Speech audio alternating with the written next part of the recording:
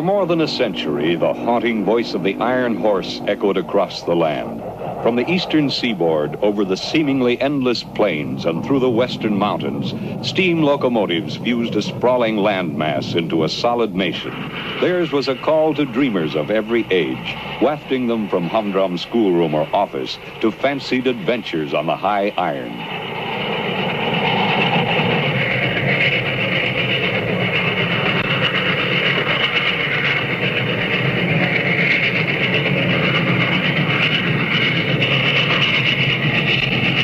Lucky the boy who one day could say he had seen them in action, for by 1960 the age of steam had virtually ended, and the thrill of seeing a mammoth engine at work was to be only a happy memory of childhood.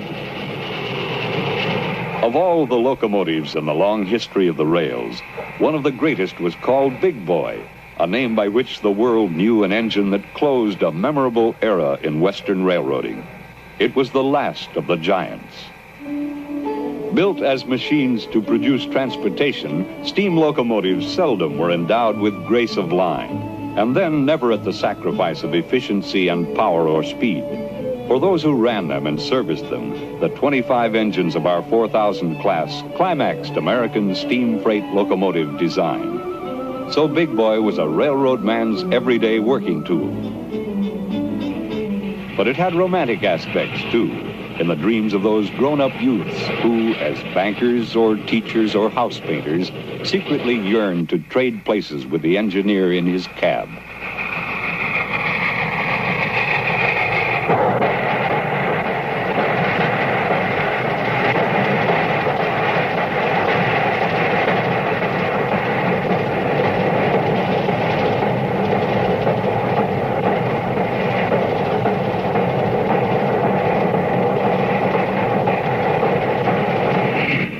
The sight of Big Boy fighting the grades of Wyoming Sherman Hill was, to these aficionados, a picture more treasured than any in the world's galleries.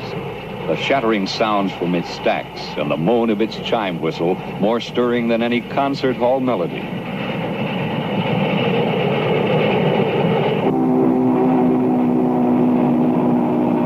Rugged and powerful, it was on call around the clock, around the calendar, to ride a trail of steel as it drew bales and boxes and carloads of the world's goods from east to west to east again.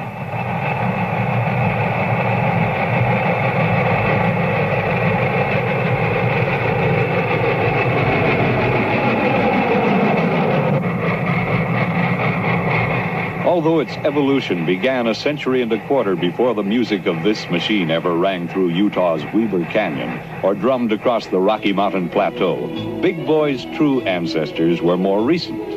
Locomotives like Big Boy were products of grueling schedules versus little engines.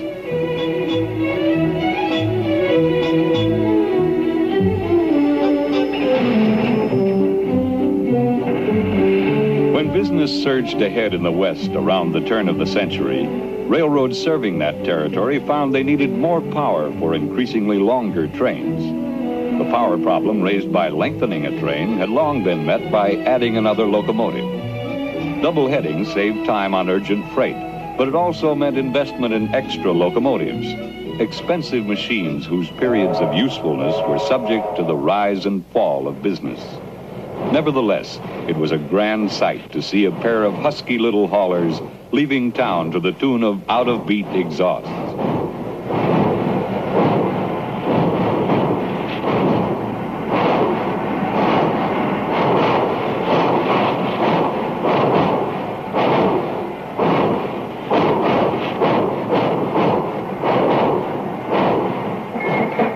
This perky museum piece with its 6 churning driving wheels was new in 1890. It was considered a Samson of the rails.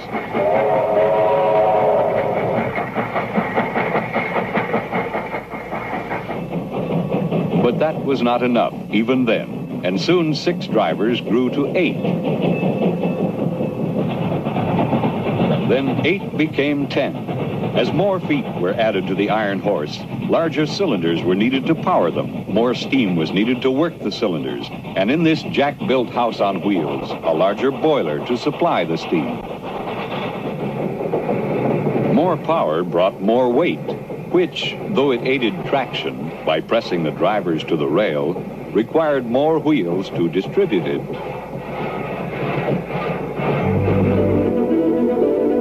The longer the locomotive grew, the more it became like a centipede with a stiff neck. It had difficulty following tracks that wound with rivers and mountains. Size also was limited by bridges and tunnels designed for the smaller locomotives and cars that had been adequate in the early days.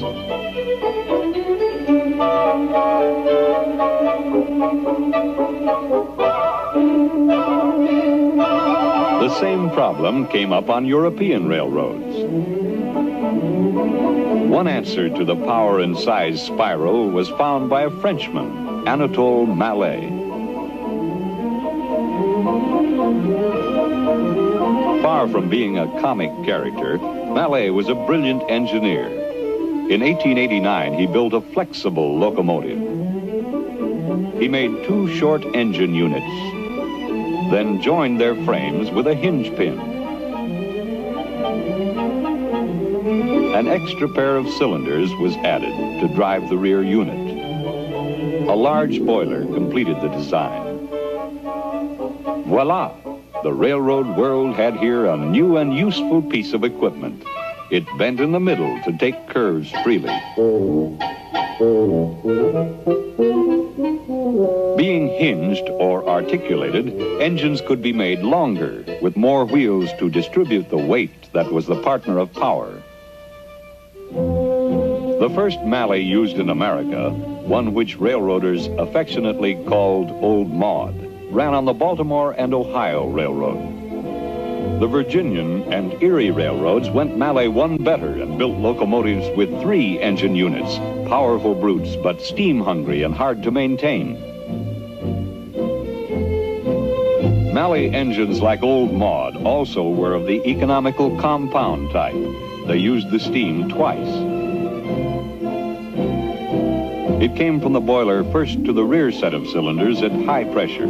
Then, as it expanded, it passed at lower pressure into a second and larger set before exhausting through the smokestack. In 1918, we put a number of Mallets to work on heavy grades.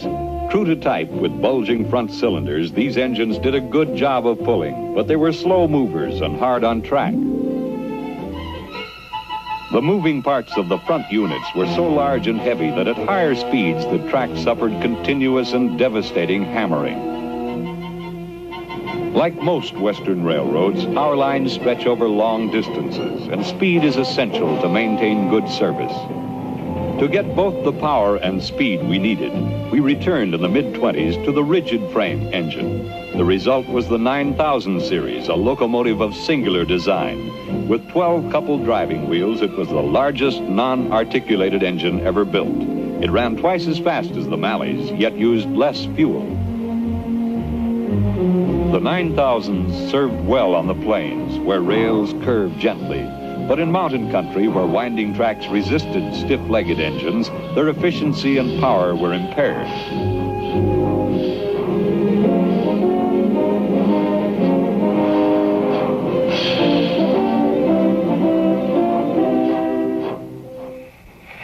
So, as early as 1936, using roller bearings and better steels, we revived the articulated type locomotive. The result was the famous Challenger.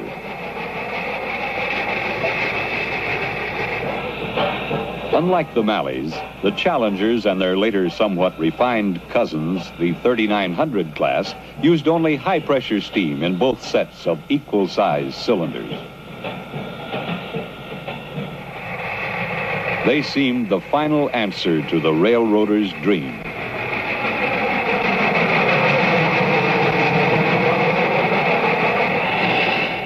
But with the threat of World War II, still more was asked of the railroads. A greater hauling capacity was needed, and even these locomotives were found wanting.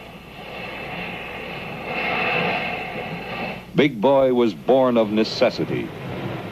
Now the stretching of the locomotive had reached its maximum. Where the Challengers and 3900s had 2 sets of 6 drivers, Big Boy had 2 groups of 8. Like its forerunners, it had 4-wheel trucks under the front cylinders to lead it through the curves, and under the cab to support the huge firebox. Whether it was booming along at 80 or drifting easy, Big Boy radiated majesty. Massive and compact, a solid workhorse, yet limber as a trotter, magnificence was paired with performance.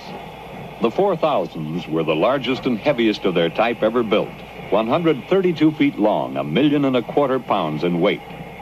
Every inch of Big Boy had the look of irresistible force. Enough, in fact, to pull a loaded 5.5-mile long train on level track.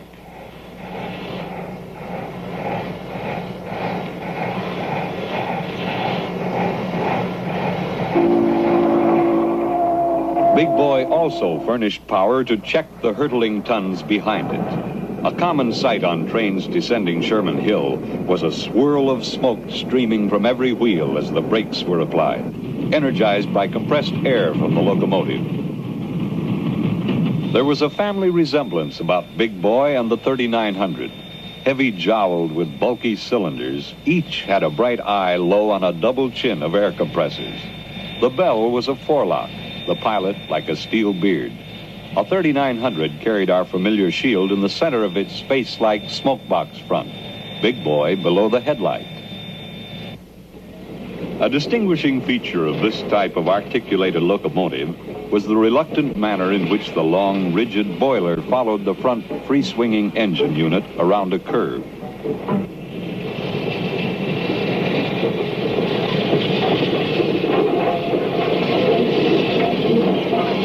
Mallay's first little double-jointed locomotive had come a long way.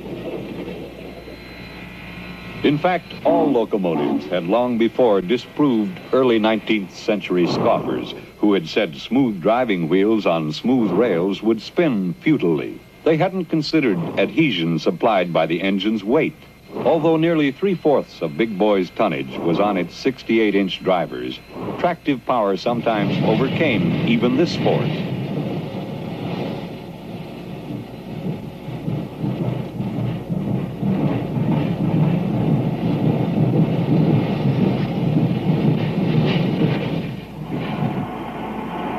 Four cylinders, each larger than a 40-gallon oil drum, powered the 16 drivers. Steam at 300 pounds pressure was distributed to the cylinders by valves timed with a mechanical device that created a fascinating counterpoint in motion. The engineer controlled this complicated valve mechanism and could change the direction of travel with an auxiliary machine, the reverse gear.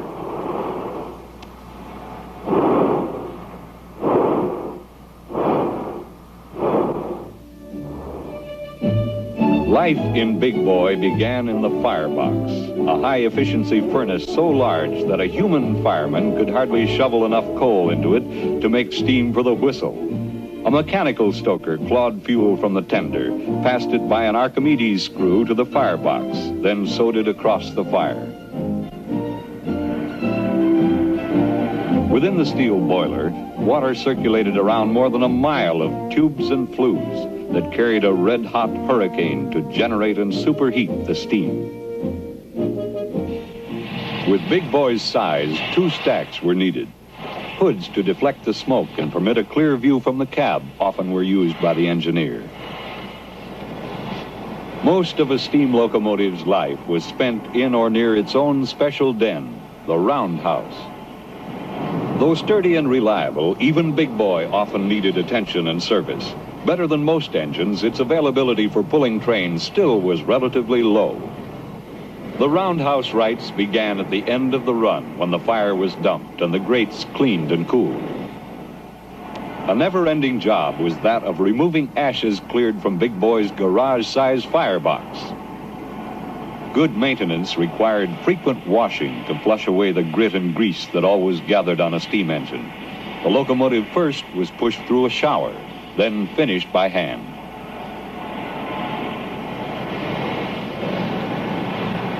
After a round of inspection that included a search for leaking steam connections, Big Boy was ready for the roundhouse.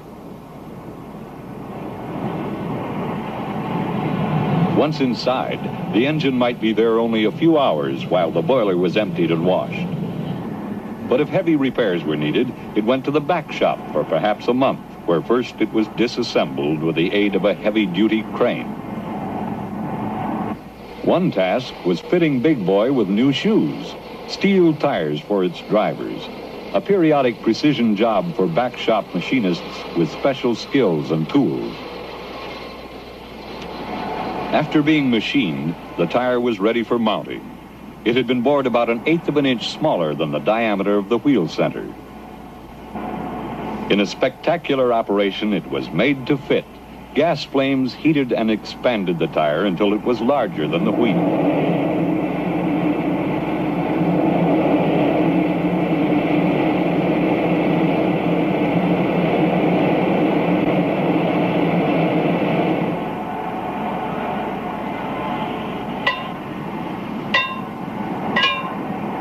After the tire was driven into place, and before it cooled and shrank to grip the wheel securely, it was gauged for correct position. In another part of the shop, the pipe fitters would be busy with Big Boy's boiler. Tubes and flues, as well as another mile of piping that made up the superheater, often had to be repaired or replaced.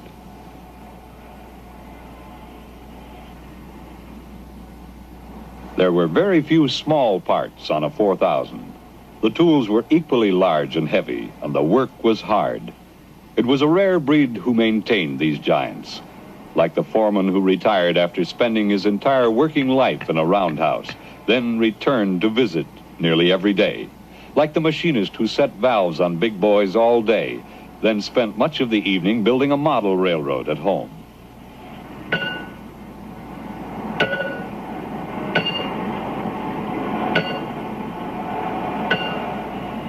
To ready a locomotive for the road, once the fire had been rekindled and the boiler was full of steam, all that remained to be done was to add fuel and water.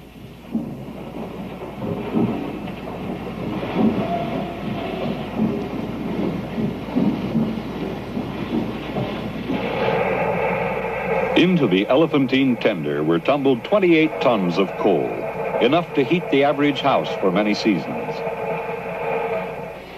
For the thirsty boiler, the 86-ton tender also carried 25,000 gallons of water, more than enough for a good-sized home swimming pool. With a heavy train, a 4000 often went through most of its food and drink within the first half of a 57-mile trip over Sherman Hill.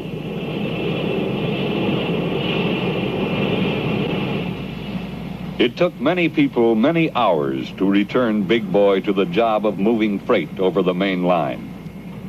Standing docile as the running orders were read, only the quick-breathing fire, the droning generator, and the clanking, wheezing air pumps bespoke its latent power.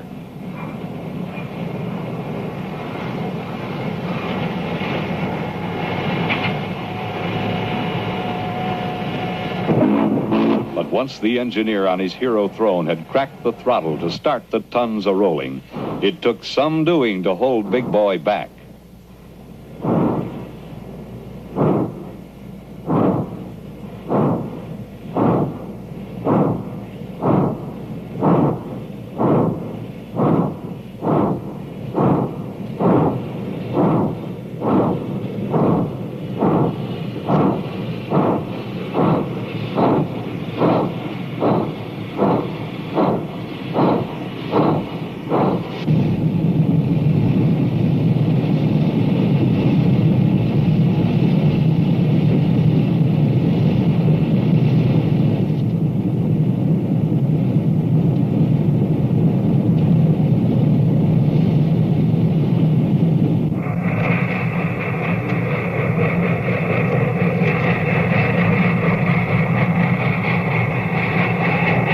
Big Boy was a king of the rails who came to life in a fusion of steam and steel. He proclaimed his presence with a rhythmic cough and a throaty cry, belching smoke and trailing steam.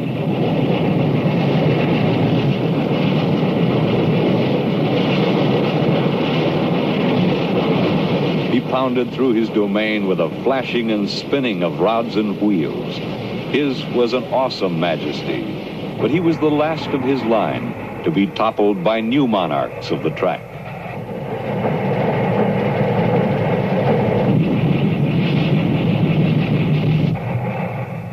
In the 18 years that the big boys reigned, they ran up a total of nearly 26 million miles, hauling billions of tons of freight as prime movers along our wartime lifeline, later carrying the goods of peace and a rising economy. During his final years, Big Boy made his last stand on a short but busy section of our main line, tough, demanding Sherman Hill. And then it was only during the annual fall rush, a few weeks a year. Even as the last wisps of steam were vanishing from railroading's yesterday, Big Boy's successors were ushering in a speed and space-hungry era. He gave way as electronics, jet power, and the atom were put to work on the iron trail.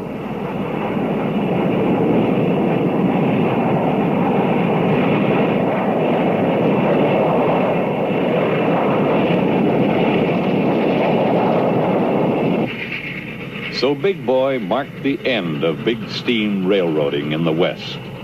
He was not abandoned because he failed at what he was designed to do, but because a more efficient breed of iron horse appeared in the evolution of railroad locomotives. The vital link between East and West that was forged with steam engines is made even stronger today with modern motive power. The day has no end for the railroad, but whatever locomotive progress shall put at the head of tomorrow's train, the rumble and roar of Big Boy will seem still to echo from the high country of southern Wyoming.